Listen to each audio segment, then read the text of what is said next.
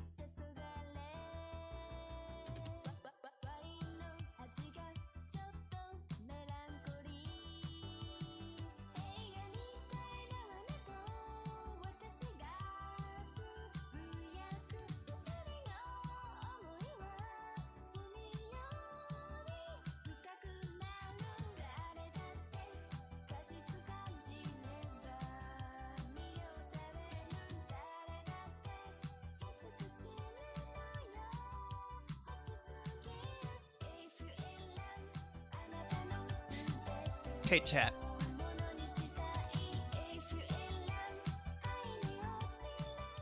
Let me turn this down. down a little bit.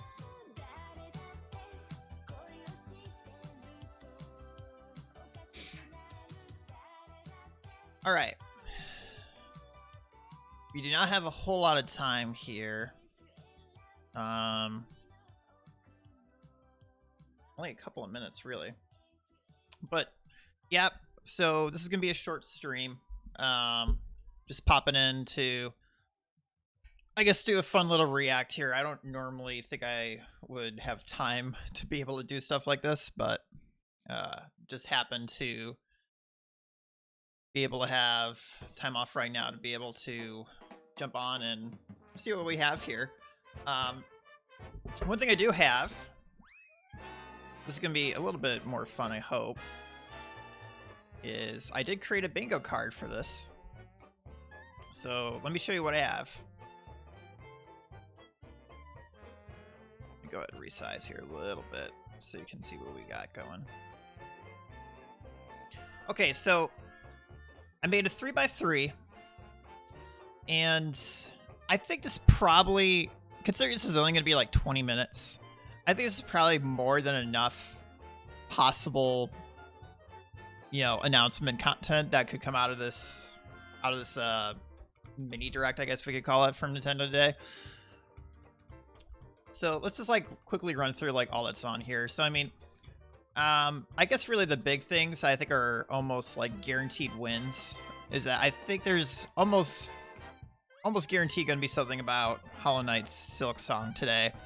I know that's supposed to have a release date of later this year, and you know it's already what, mid-August, so I think that's a pretty big gimme there.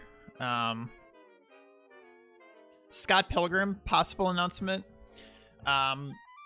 There's been a lot of talk about that I've seen going on around a lot of gaming sites recently, so I think there's a possibility that we'll hear at least something.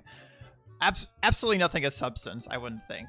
But it's a possibility. I don't know. We'll see what happens. Cuphead DLC, I know that one's been a really hot one that I've also seen floating around a lot recently, so I kind of expect to hear something on that, but who really knows? Fall Guys on Switch.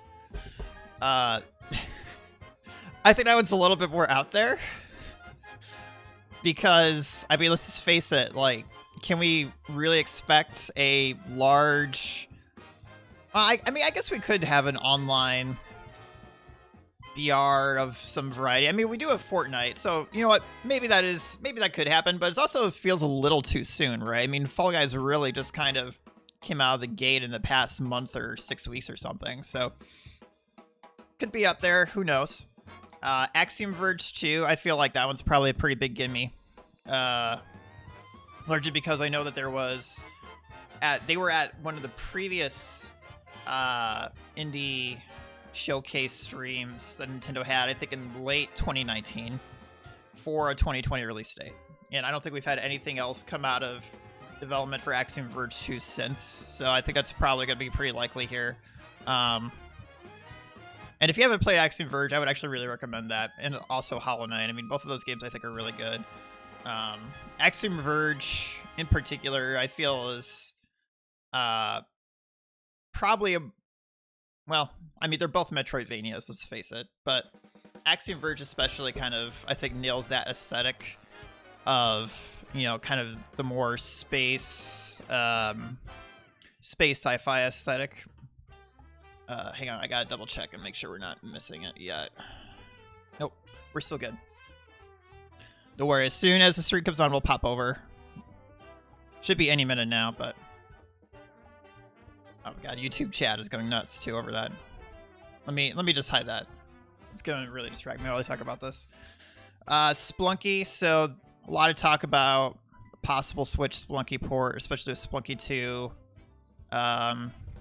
being in the limelight a lot recently. So I think that's a fairly... Oh, chat.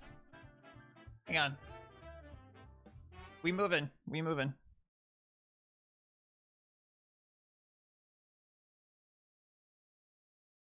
But anyway, yeah, Splunky, possibility here. Anodyne 2, maybe. Let's turn that down a little bit.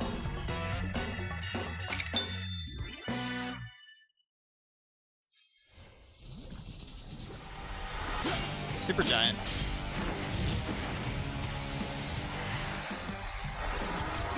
What is this?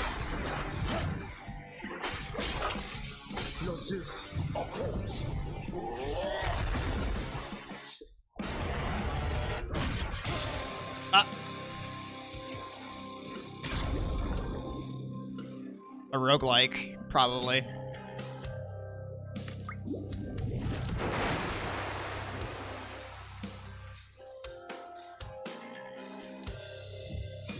Again. Got you that time. Yeah, definitely a roguelike. Okay, never heard of this. No idea. On behalf of our small team at Supergiant Games, I am really excited to announce our But roguelike Supergiant is dungeon pretty crawler great, so- Hades is coming to Nintendo Switch. You play as the immortal prince of the underworld, trying to escape hell. And each time you die, it's like coming home. You advance the story, get stronger, and gear up for your next escape attempt. Okay. It's a game you can sink dozens of hours into, and if you've already done so on PC, you'll be able to transfer your progress to the Nintendo Switch version with cross-saves. So if you like the fast-paced action, rich atmosphere, and character-driven storytelling of our This seems to past be a new titles announcement like bundle. Bastion and Transistor, we think you'll find something to love in Hades. I mean, everybody wants more Supergiant, Hi right? everyone, So and welcome to Indie World. I look forward at some games making their way to Nintendo Switch. I'm Mariko, And I'm Tyler. and that was a look into the Greek mythology-inspired dungeon crawler, Hades, from Supergiant Games. In this game, you'll ally with members of the Greek pantheon, wield truly legendary weapons, This is and new, fight right? your way through the underworld as you attempt to escape the god of the dead. Unleash the fury of Olympus when Hades makes its system debut on Nintendo Switch this fall. was this already out? It's been on Steam, really? Wow, I've never heard of this Artico, game. Are we back in the 90s? I feel like I would have heard a lot It's about so Supergiant radical. releases. With all of its groovy GIFs, animated mouse pointers, and amazingly useful toolbars, Hypnospace Outlaw is a portal back to the early days of the internet. You mean GIF, right? Scour Oh, the man. weirdest corners of the net, dodge Okay. computer viruses, and hunt This, down hackers and other virtual villains as you seek to crack cases on the digital streets of Hypnospace. You won't have Unsure. to wait long to start cruising through cyberspace. Hypnospace Outlaw launches August 27th on Nintendo Switch. You can Who? pre-purchase the game or download a demo of it What? from Nintendo eShop later today. This clearly, like, this kind of has that real vaporwave vibe. Flowing through the seas of time, memories that were left behind. Bring us closer to the end of this journey, where we grew as friends. Could be anything. And I'll take your hand and guide you through all the steps one takes. It's Mufasa! Move on to She's talking Mufasa. a place, a world unseen to us all, but it's okay, we'll be This is some cute art, actually. my friend.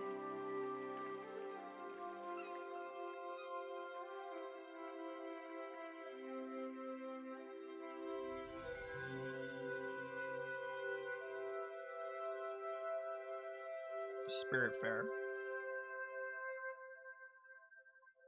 Thunder Lotus. Never heard of that one, but it's kind of cute. In this cozy management game, make some lasting memories before you have to say a final farewell to those not long for this world. As the spirit farer Stella, help the spirits of the dead make their way into the Whoa. afterlife This is way by darker than I transporting thought. them across the seas on your handcrafted ferry. I didn't realize they were playing, like, Purgatory the game. Befriend passengers, customize your boat, explore an imaginative world, or just go wherever the wind takes you. While you may be transporting your spirit friends to the afterlife, it doesn't mean you can't have a little fun along the way. The animation quality is actually really good. You'll be able to set sail very soon. There's as a lot of- Spiritfarer makes its maiden voyage on There's Nintendo a lot of Switch frames later in some of today. those animations for that main character.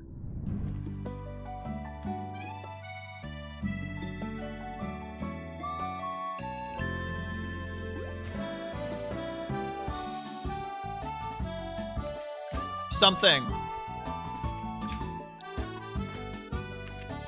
Hey, I don't know. This looks kind of bland to me. Whatever this is.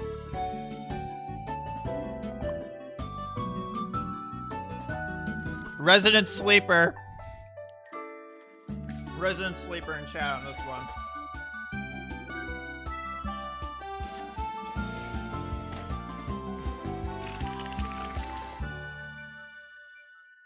Garden Story. Eh.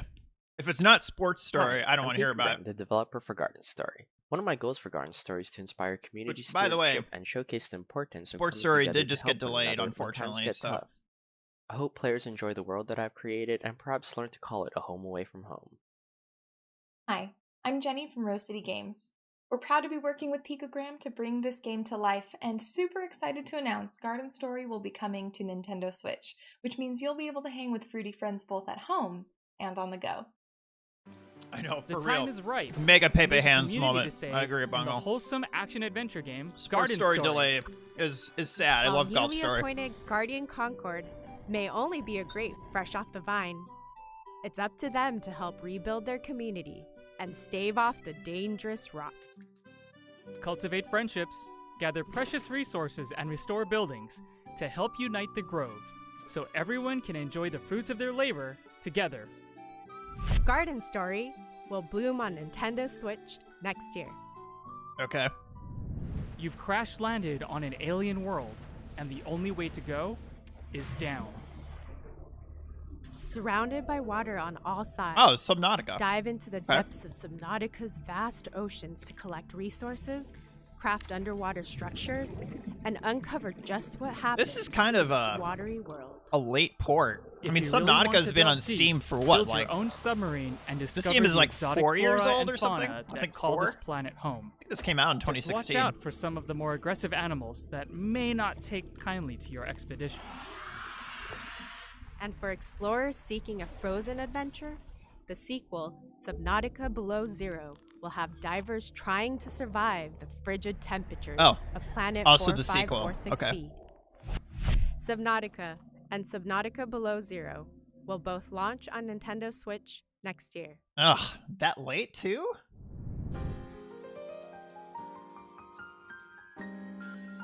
I mean, that's This not really animation style really is something, that hype Ariko. of a port. As young game designer to be, Takeshi, your goal is to entertain your little brother Hiroshi with Well, the this is latest like chapter of your game in this charming RPG. Programming Choose the monsters claymation that or something? Hiroshi Like, I've, faces on his quest what has happened? and craft cool challenges, but don't make things too difficult. You'll need to strike a delicate balance to make your game a truly unforgettable adventure. Discover this heartwarming tale of brotherly bonding when Takeshi and Hiroshi launches on Nintendo Switch later today. Later today. Oh, okay. Yo, I should have had a releasing today bingo space. I was thinking about having that, replacing one of these with that, but oh well. So far, we're still 0 and nothing. 0 and 8.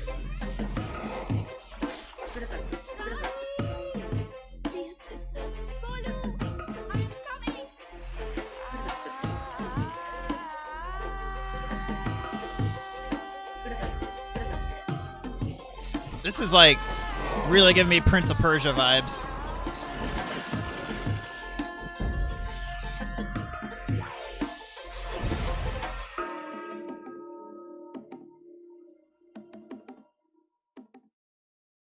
Hi, I'm Shruti Ghosh, one of the co-founders and art directors at Nodding Heads Games.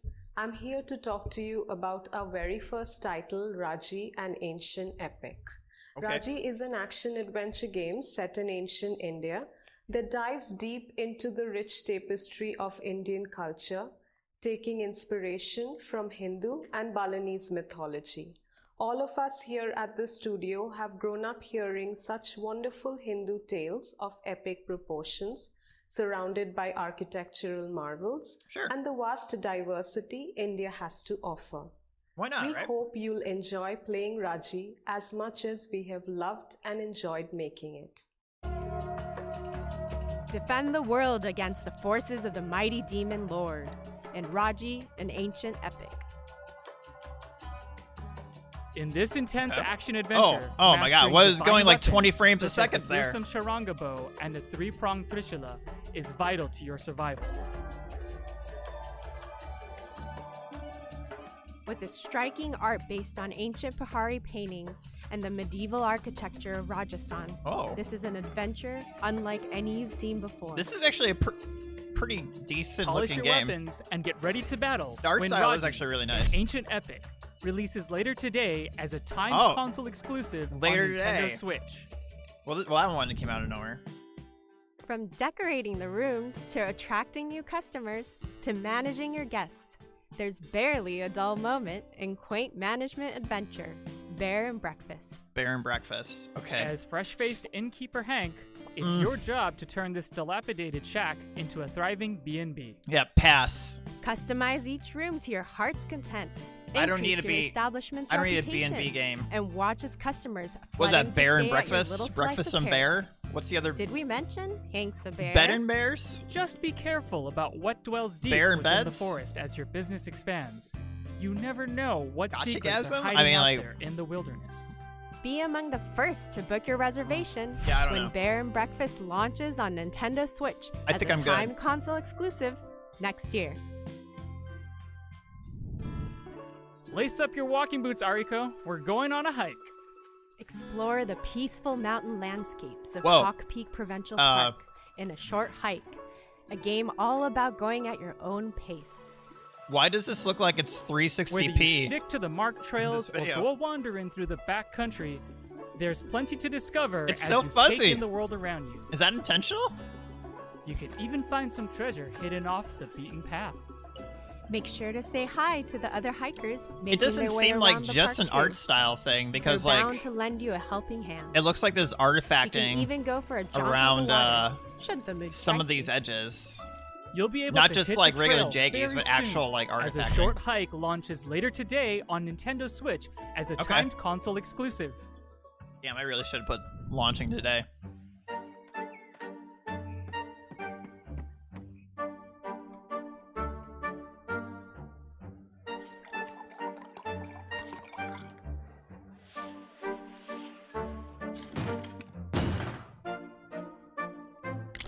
What the?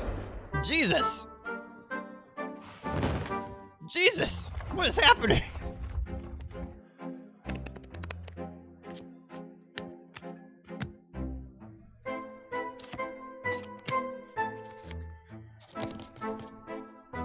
What is this, like? Colonial Poker? Colonial Poker? The game? Bonjour. My name is Nikolai Toshinsky. I am delighted to present to you Card Shark, a new game from Nerial, Okay. a team that builds your reigns, kings and queens. On Card Shark, I have two roles. I am both the artist and the card sheet. As a wild card of its genre, our game will teach you real card tricks and manipulations. Oh, okay. We are thrilled to bring Card Shark to the Nintendo Switch. What the hell? Okay. Fleece and cheat your way to the top of 18th century French society in Card Shark, a new adventure that's all about I mean, playing with cards honestly, the right. game doesn't look that bad, but that video As you was move from the parlor to a the little king's table, Monka-esque. Like, build what the up hell your is going array on of there? card tricks and use your ill-gotten gains to buy your way into some truly high-stakes games. Just make sure you don't get caught. Your fellow gamesters do not take kindly to cheaters. Card Shark will make its opening gambit on Nintendo Switch next year. Okay. Sure. Oh, is this Torchlight?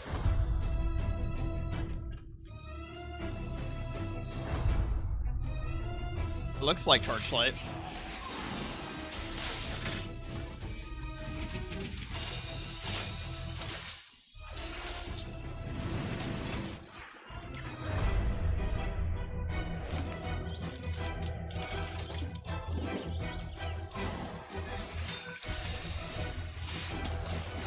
I mean, I love ARPGs, man.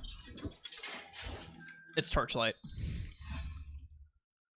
I love ARPGs, but Fame, glory, I would and never gear play await in them the land of Novestria, on a console. and it's Like, up to you. I know and that people fellow like heroes the, of the frontier to go and find console them. release of Diablo 3, Set but a man, century after the it's events just of not the me. previous game, Torchlight 3 tasks you with delving into the foul dungeons of Alburn to take on powerful foes and collect more precious treasure. For those who wish to flaunt their glittering hoard, you can build your own forts, where you can upgrade and show off your gear to the world. And animal lovers will be happy to know that pets make their return. Oh, good. Complete with their own skill sets to assist you on your journey for even shinier plunder. Hell yeah, I Your want legend a golden awaits retriever in when my Torchlight party. 3 comes to Nintendo Switch this fall. And when it does, adventurers on Nintendo Switch will get this exclusive red fairy pet. I wouldn't mind playing Torchlight 3, actually. I don't know about you, Tyler, but I Getting feel enough like people I'm in an together to play would optical be great. illusion. Manifold Garden draws inspiration from physics-defying artworks to create some truly mind-bending puzzles where gravity is yours to manipulate. You'll need to change your perspective if you hope to navigate through these infinitely repeating structures. Time Quest was Don't good worry times. about falling infinitely, though. Gravity will bring you right back where you started. And the first should you Torchlight, take too. a wrong turn. I don't remember playing Wrap your Torchlight 2 head that around much, these though. perspective-twisting puzzles soon. As Manifold Garden releases later today on Nintendo I don't even know why Switch. that was the case, but...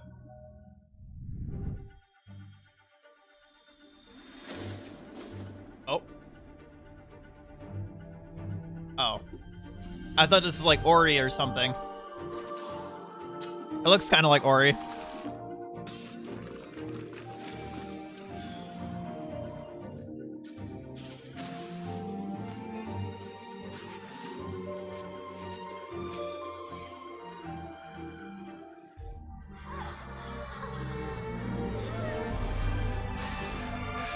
Celeste and Ori had a baby. Could very well be. It doesn't seem like it's as tight to control, though, as like Celeste is. Hi, my name's Kent. I'm the director of Evergate. And I'm Cynthia, and I'm the lead artist on Evergate. Evergate has been a passion project for the last 4 years. It is a dreamlike 2D puzzle platformer set in the afterlife, where you must guide a childlike spirit named Key on a journey through life, death, space, and time. This With sounds Evergate, we very wanted much to so like introduce a Ori fresh, new when they mechanic, describe it like the that. Soul Flame, that gives players an extraordinary flexibility in how they navigate the afterlife, while also giving an experience with heartfelt emotion that we hope will touch players with its innocence and humanity. Thank you to everyone who has supported us in making this dream a reality. We are extremely excited to be bringing Evergate to the Nintendo Switch. Doesn't look bad, but honestly, pass. Help I only got Key so much traverse time, the chat. afterlife in Evergate, a haunting yet beautiful adventure from Stone Lantern Games. I hope As this you game does well, journey though. It through actually this looks quite ethereal good, world, art-wise. Use Key's powerful soul flame to slow down time. And it seems like there's a unleash lot the of unexpected abilities, so- powers hidden within the mysterious crystals that dot the landscape. With clever use of the Soul Flame, unlock the power of multiple crystals to solve challenging puzzles. Yeah, it looks good. Experience this touching Looks story good. about two kindred spirits when Evergate launches later today on Nintendo Switch. Oh, another today. Damn. It's almost time for us to wrap this up, but before we go, here's a quick glimpse at even more indie games that our partners from around the world are currently hard at work on. Let's check them out. Man.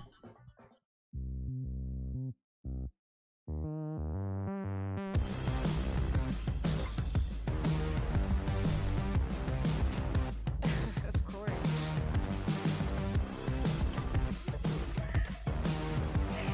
Going under.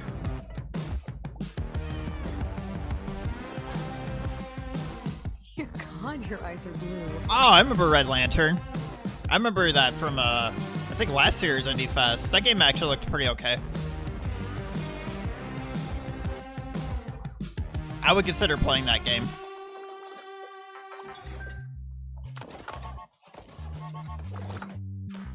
Oh, this is another, creation game. Whoa, what is this shit?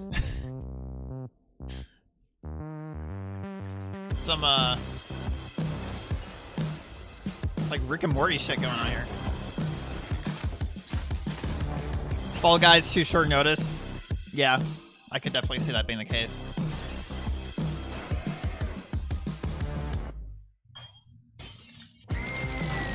This is some... That one felt like it was definitely an Undertale-inspired game in some way, at least art-wise.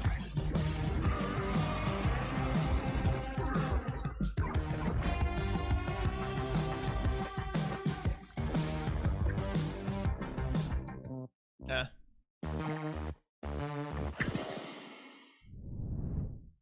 Is that it? And that's our show. Wow. Thank you so much to all of... Yikes. Was that you, Tyler? Oh! Oh no, they're loose! Roll the trailer. Roll the trailer! We getting a sequel? Dills? DLC times?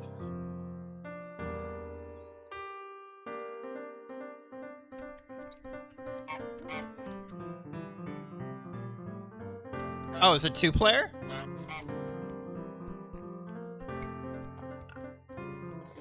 It does seem like 2-player. Co-op Goosen.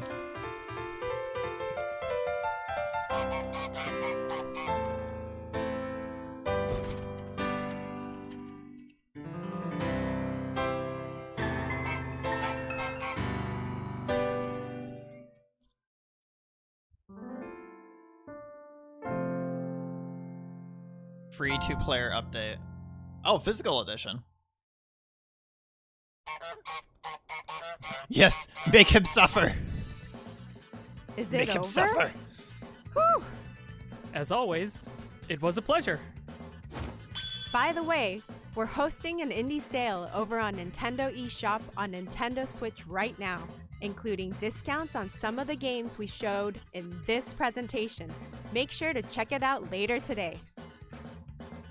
On behalf of everyone at Nintendo, a big thank you to all of our amazing partners and developers who are hard at work bringing their labors of love to Nintendo Switch. And of course, thanks to all of you out there for tuning in. Until next time, happy gaming! Okay. Well, I think I could probably speak for, 1 second. I think I could basically speak for everybody there that, that wasn't what probably any of us expected. We had a complete, utter miss on our bingo card. Didn't hit any of these things at all. No Cyber Shadow, no Scott Pilgrim, no Cuphead, no Anodyne, no Splunky. Very surprised by really nothing on Axiom Verge 2 or Hollow Knight. Like, those are probably, I thought would be for sure gimmies going into this. And we got really none of that. we were giant miss across this entire bingo card, which I honestly was not expecting, because this is what I think everything I have here is what everybody was expecting, at least in some capacity, to be like the most likely things to come out of this. I would say compared to past indie directs, this is probably the most tepid that I can think of in recent memory. Not a whole lot to get really that excited about. I think really the only thing that seemed of, high profile from an indie perspective was probably just Torchlight 3 and the Hades port. But both of those are, I think both of those games are out on Steam right now, right? Let me pull up Steam. I'm pretty sure both of those are already out. So really, they're just kind of like softball ports that don't really, bring anything new. But I want to double check here real quick. I think and the big irony behind that, of course, would be that I feel like a lot of people just go and play these from PC anyway, because Hades came out in December. I had no idea. I had no idea this game was out. I don't know how I missed this. I kind of want to play it, honestly, but you know, being super giant and all, I would definitely want to sink time into this, but maybe that's the thing I'll do is one of the in-between Yakuza games. This actually looks really good.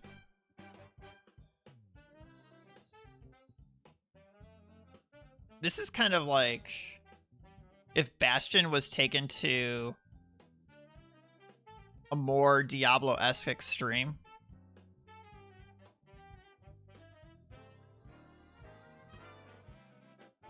Throw in the pile, yeah, I know. So there's Hades, and then Torchlight 3 I think is also out, right? Let's see. Yeah, Torchlight 3 came out very recently.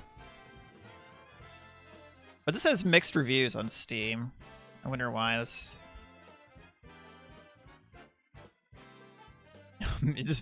Wow, lots of bad reviews, okay.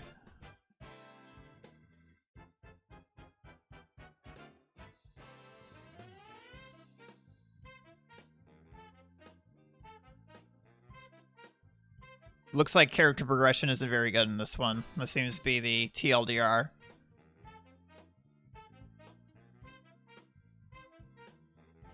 Is it respecing skills too difficult?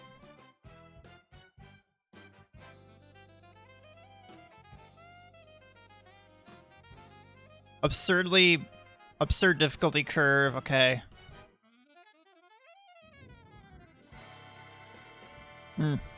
Yeah, it seems like a lot of people didn't like 3. Since Torchlight 1 slid down a bit. Maybe. I thought 2 was alright. I remember there were some things... It's been so long since I've played Torchlight 2. But from what I remember Torchlight 2, there was some stuff kind of missing from it. That didn't grab me as hard as the first one did. And I thought it's a good point that they brought up pets in here, because I thought the fact that there wasn't pets in 2 was actually one of the things that made me not like it quite as much.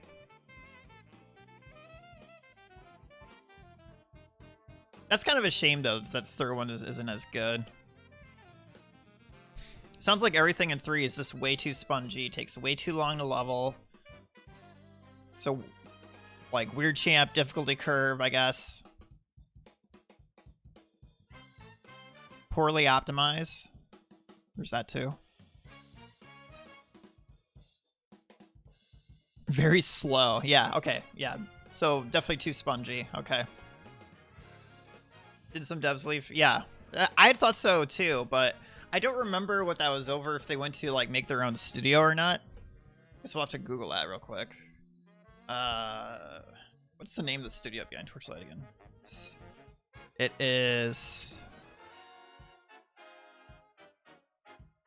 Wait, what? These devs don't sound familiar to me. Ectra Inc. for Torchlight 3? That doesn't sound like the original studio. Maybe that's why. What does it show for the first one? Runic. That's right, that sounds more familiar. Runic Games for the first Torchlight. Oh, they got bought. Okay, Runic got bought by somebody else called Perfect World Entertainment. And then... let me see here. Let's get the full story.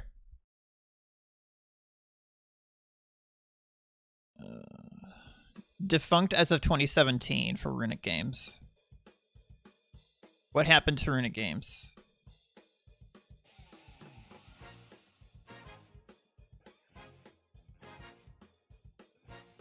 Oh. Yeah, okay. This is just... man, this kind of makes me annoyed and upset already looking at it. It sounds like... so, Runic made Torchlight 1 and 2, right? So you got the core devs there who made it. And this is the same shit that happens with every indie studio, right? when they end up merging with other studios or getting bought.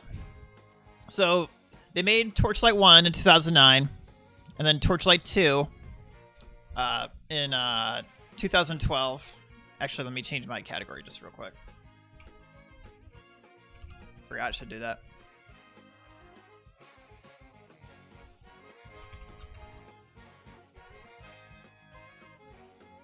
Okay. So they made Torchlight 1 in 2009 and Torchlight 2 in 2012. And they were working on making an MMO, actually, set in Torchlight universe after that. And then it looks like Perfect World actually bought them, or bought a majority stake in between, like, right before Torchlight 2 came out. And then, okay. And then the co-founders left Runic after they got bought a few years later in 2014 to make a new indie studio called Double Damage Games.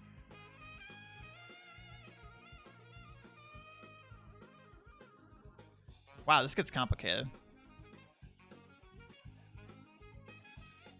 And then it basically just looks like after that, they just went downhill from there.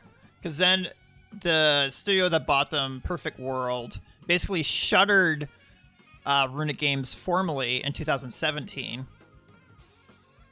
And then it looks like a lot of the developers who didn't go to Double Damage Games split off to go to a bunch of other places. Funny enough, actually, a lot of them went to Gearbox. Oh no, they didn't go to Gearbox. Some other people from Gearbox left with some of the other Runic teams to form yet another game studio. So they just splintered off. Well, that's kind of a shame. That is a real shame. Seems to happen a lot, though, when indie studios like that make it really big and they end up getting bought by a different publisher and, shit never ends up jiving. Real shame. So it's probably pretty fair to say that Torchlight 3 was not made by the original people, as a lot of the co-founders weren't even with Runic by late 2014, so that sucks. Cry about Bioware, yeah. Yeah, I don't know, man. It's the same story. The challenge is that being in the games industry is really hard, right? Very difficult. So it's really expensive to make games. Even indie games are really expensive to make, but obviously AAA games are a lot more expensive to make because of all the art and the assets and usually the complexity that comes with making a AAA game, right? Because these days, AAA games, especially with any kind of multiplayer elements, it's not just what you see on screen, right? There's some sort of stuff in the background that makes up, telemetry and all those other things that they really want to have as part of how they track player experience and stuff like that. So, and that obviously adds a lot to developer overhead and costs and all those other things. It's a real shame, though. It does just really suck watching all those smaller teams and companies that were developers that you really recognize for making certain games succumb to that sort of thing, right? There's really countless examples of it if we really look through the industry. But that's a shame with Runic. But yeah, I mean, going back to this direct, I don't think there's really a whole lot here that was really of substance, right? And it's not to shit on some of these small indie devs or anything else that came out of today's direct, because obviously more indies is better for everybody, right? And especially quality indie games, because I think a lot of people know at this point that the Switch is really plagued by really shitty shovelware indie titles that are just pumped out, you know, in a couple of months, right? That are basically almost like mobile games ported to Switch. Just absolute just shit tier stuff. And I've read some stuff pretty recently, actually, from a couple of devs. It's probably on like the games subreddit, I think, r/games, you know, with a capital G.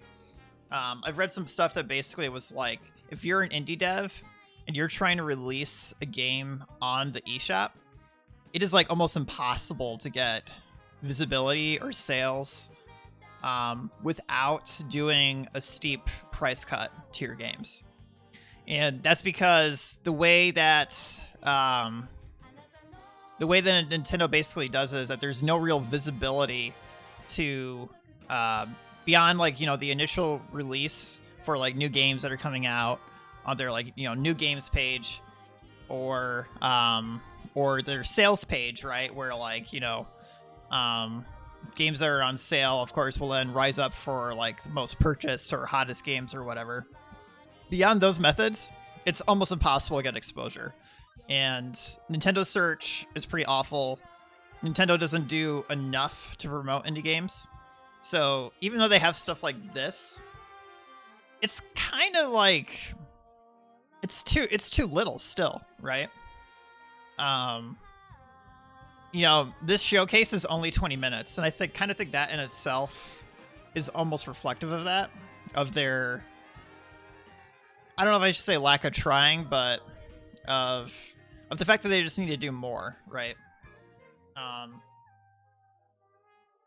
So, and they only do this like, what, 2 or 3 times a year with indie showcases. So if they did, like, I don't know, hour presentations for all these devs that are actually trying to make, you know, quality titles, right? That would, I think, really help a lot for exposure. And I don't know, it just seems inadequate to me. And it seems like a lot of indie devs who are really trying to break out with quality titles seem to agree with that. So it's, I think, a really unfortunate situation.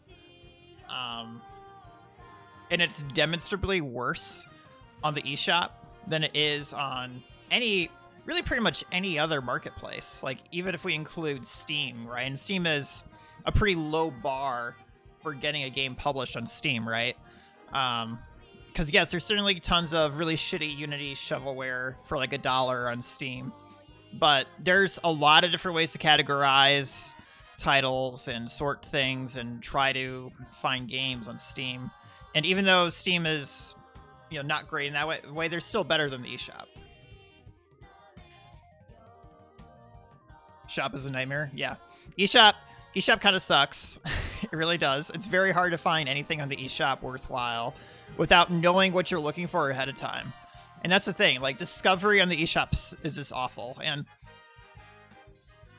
you know, Nintendo's bar for games that it releases is not as good as Sony's or Microsoft's. They don't have as much quality control for what gets pumped onto the eShop, which is really the main problem, right?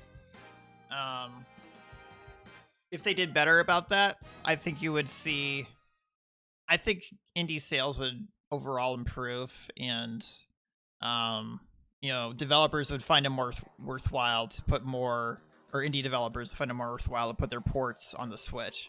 Because, you know, as some of the stuff that I've read basically states, it's gotten to the point where developing for the Switch for some of these indie developers, when, you know, they have very limited development budgets, right? Like, you know, how do we allocate resources in order to get something published?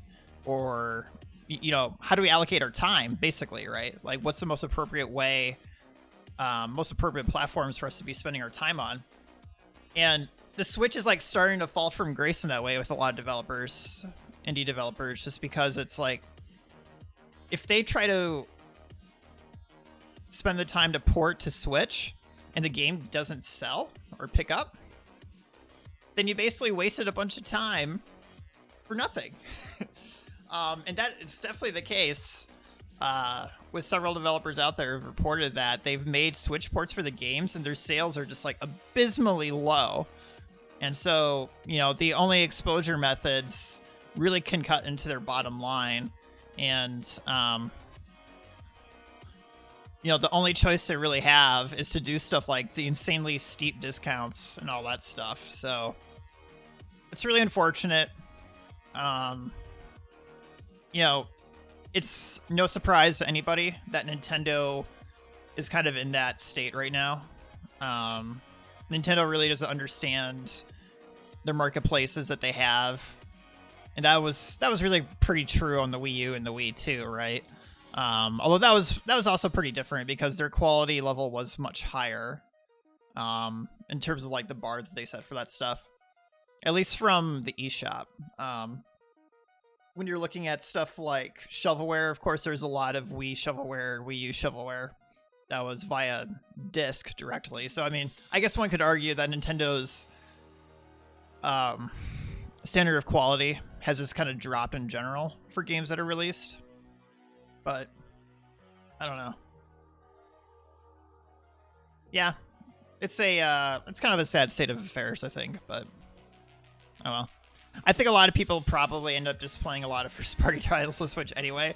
But it feels especially sad with Switch, I guess, because, you know, I think if we look at it, kind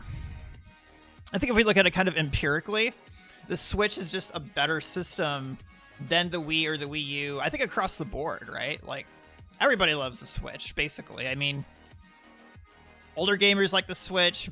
Boomers like me, right, who are millennials like the Switch. Zoomers like the Switch. And there's like plenty of actually good motion games on the Switch. I mean, you got shit like, you know, Ring Fit Adventure, which is like just a really great motion game, a really great workout game.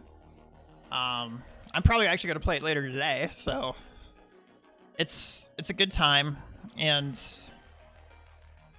it just kind of sucks that the Switch feels like a little spoiled, or it gets a little sour from the fact that the eShop is in the state that it is, I guess. So, yeah, that kind of sucks. But, I don't know. We'll see what they do. I'm hoping Nintendo will figure it out next gen. I'm not really too confident that they will right now, though. Marry the Vita to the 3DS. Yeah, I could see that being the case. It is kind of like a Vita form factor, too. But yeah, no Cyber Shadow, no Scott Pilgrim, no Cuphead DLC, no Anodyne, no Fall Guys, no Splunky, no Axiom Verge 2, no Hollow Knight Silksong.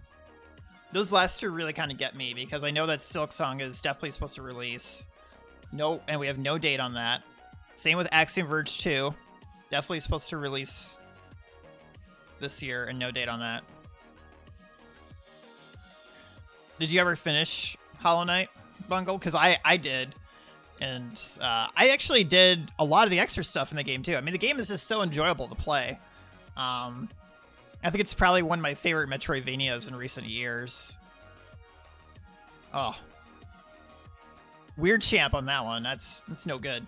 You got to go and finish that game. I would actually probably play Silksong on stream once that comes out. That would be definitely a good game to slot in between Yakuza titles.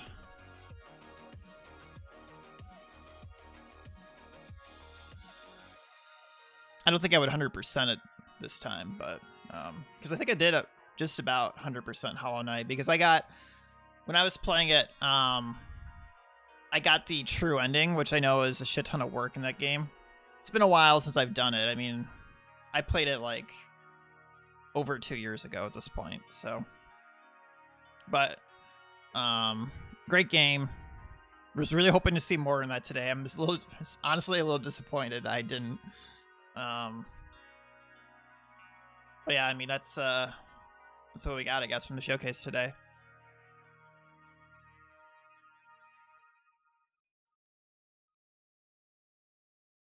Bug Fables. I've heard that's pretty good. Bug Fables is supposed to be like a I don't know if I should say TTYD-esque kind of game, but I know it's supposed to be kind of like a good like kind of turn-based RPG, story-driven turn-based RPG.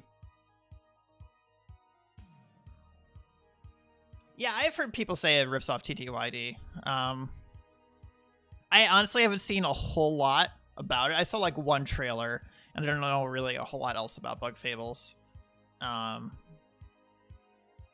See, my big thing though is that I haven't actually played TTYD still. I've played a lot of the other games in Paper Mario series. I've played PM64. I played Super Paper Mario. I've played I played part of Sticker Star. You know, I don't know, the first four worlds of Sticker Star, which is, you know, awful. Sticker Star is a game I don't think I would wish on anybody. It's just completely awful. It's bad. I watched somebody else play Origami King. Watched another streamer play most of Origami King. I don't think I'm ever going to get around to playing it. From what I can see of Origami King, that game is actually not too bad. It seems like Origami King is probably better than Sticker Star or Color Splash by a pretty long mile. But the first like half of Origami King is apparently really, really slow. And I could definitely see that from the gameplay that I saw. The second half is supposed to be really good, but it did seem like it picked up in the second half of it, but I don't have enough interest in Origami King to actually go and play it myself. I think I would rather just pass on it until we get a better a more faithful Paper Mario game, right? Nintendo doesn't make a TTYD successor, so nobody cares, really. Yeah, it's true. Yeah, TTYD, I really do think between Yakuza 0 and Kiwami 1, I am really thinking about playing TTYD as my next game. As the, you know, the in-between between the two Yakuza games. But TTYD is going to be a long one. Not that Yakuza 0 hasn't been. I mean, actually, believe it or not, chat, from the amount of time we've spent with Yakuza, that's already been well over 40 hours in that game, which I'm pretty surprised about. I actually thought we would be done with it by now. And I know that side quests, you know, are generally take away a lot of time in Yakuza, but I still kind of thought that the main story portion would be shorter. Not that I'm complaining about it, because the game is amazing. Like, Yakuza 0 is an amazing game. But I generally thought it would be a shorter overall game than it has been.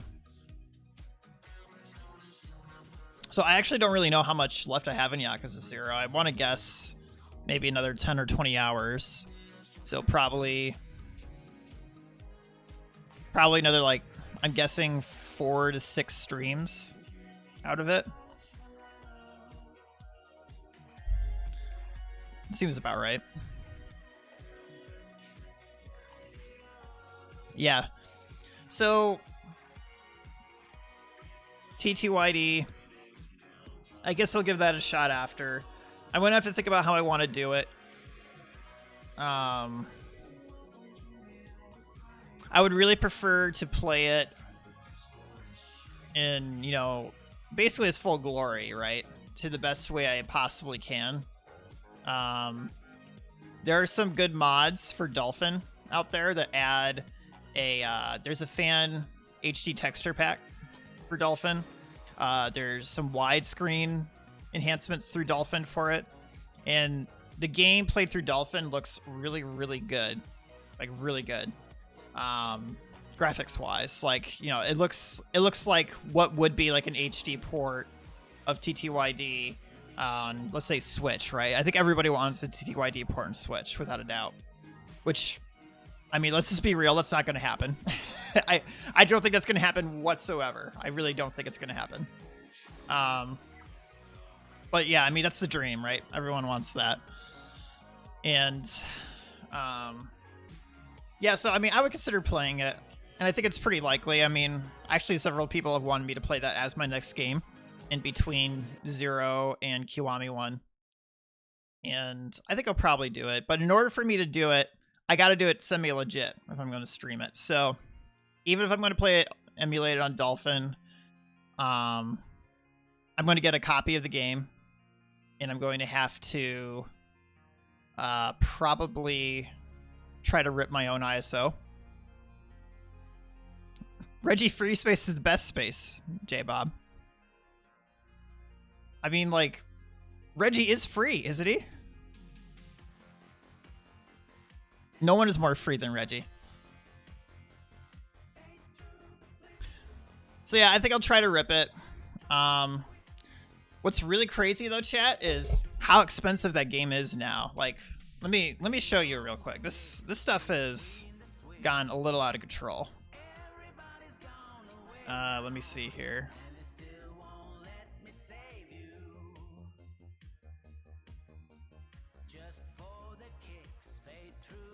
If I take you to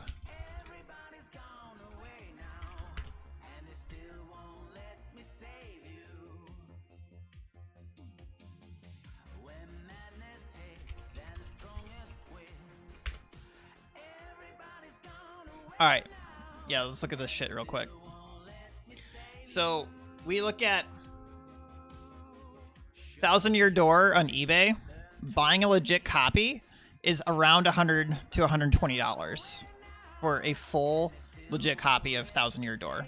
That is freaking crazy. Like, it was never that way even, like, I feel like a year or two ago. So this game has, like, gotten just absolutely out of control in the past year or two.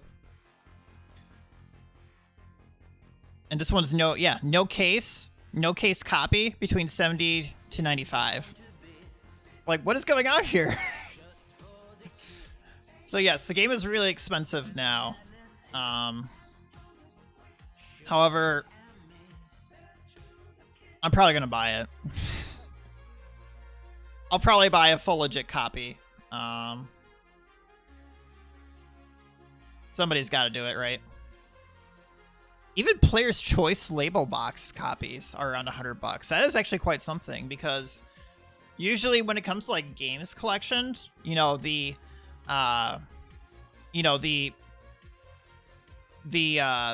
what do they call it? Like the relabeling and the reruns of reprints of some of these games like that go into like the cheaper bin or whatever of both Nintendo and like Sony, when they do like when Sony did like the green strip on PlayStation 1 games for their like Player's Choice equivalent or whatever.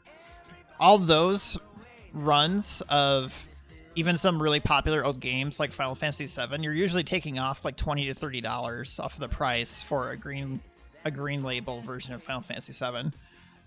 But here it's like, even though these are Player's Choice versions of the game, a lot of these are, you're still looking at people bidding like nuts for easily $100, $120 average is what I've seen for when you actually sort by sold.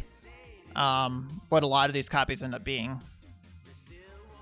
So that's pretty crazy, right? But I don't know. I'm probably going to do it, chat. Kind of annoying that it costs that much, but I gotta admit, I've gotten a little bit more into games collection recently with some of these older games. Not from like NES era or even SNES era so much, but a lot of stuff from PS2 and GCN I've really wanted to buy some better copies of. There are even some PS4 games I actually have that are worth like $120 or $150. Which is crazy that I actually own games like that. I didn't even realize it until like probably a few weeks ago when I saw, I'd read something actually about how during COVID, games collection has really spiked a lot. And I guess this is because, I don't know, people are more willing to buy collectors games like this, I guess, and inventory them during that time. So yeah, it's nuts. But I'll probably do it. Yeah. Okay. All right. Well, I think I'm probably about wrapped up. we're at about 1 o'clock. And I've actually got some other stuff I gotta do here. But that was pretty fun though. We got this ended up being a little bit not so great from, you know, just the indie presentation itself wasn't actually that good. Like I said, you know, just to recap what we already talked about. Indie showcase this time, not so great. Not the best indie showcase from Nintendo. A little bit mediocre. I don't really think there was anything truly hype from this stream of Nintendo's stream, I should say, which is really unfortunate. But oh well. I am kind of surprised that I had an absolute goose egg on my bingo board here. I thought I would get something. Reggie is of course free as always, but yeah. Oh well. All right, chat. So everything else is going to be as normal. Tomorrow I'm going to be on my normal schedule still. So back to playing Yakuza tomorrow, 8 p.m. to 11 Eastern. And we'll be the way the rest of the schedule for the rest of the week too. So same on Friday. But for right now, I'm going to go and probably eat some lunch and finish up a couple of things. Plenty to do. So, all right. Thanks to y'all coming out. Goose Game Co-op was a big highlight. I kind of agree. I don't think anybody was really expecting anything from Goose Game here. To be honest, part of that was a little bit cringe, I felt like. The honk meme has really kind of it's really gone out of control, right? Honk meme's gone a little out of control, so when they really kind of embellished on it a little bit too hard, I was like, you know, okay, whatever. But it was still nice to see that they're doing an update. I don't think I'm going to revisit the game just for co-op. I was kind of hoping they would also give new content with that, and I would definitely do co-op with new content. But you know, if it's just co-op in the existing game, like the game is already so short, right? What do I really need co-op for? So nice that it's there, I think, for anybody who's picking up the game today. Or, well, actually, no, I think the co-op update was coming next month. Yeah, I think they did say that was in September. But nice that it's there for those who haven't played it. But yeah, I mean, I don't think it's anything worth revisiting the game for. But, okay, chat, I think we're done for the day. Y'all have a good one. We'll see you next time, tomorrow at 8. Peace, y'all.